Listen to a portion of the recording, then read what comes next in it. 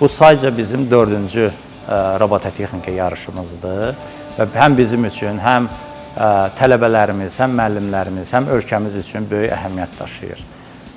Bu tədbirdə ADA Universiteti tam heyəti ilə iştirak edir.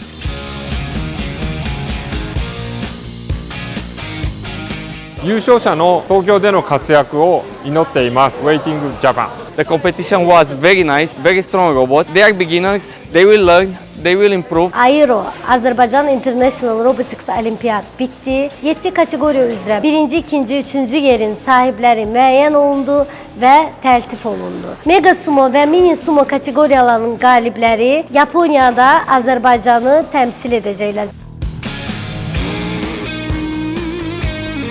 Gənclərin bu cür yarışmalarda iştirakına sövq edən tədbirlərdə hər zaman iştirak edəcəyik. Bundan sonra da bu dəstəyimizi göstərəcəyik. Qalibləri təbrik edirik.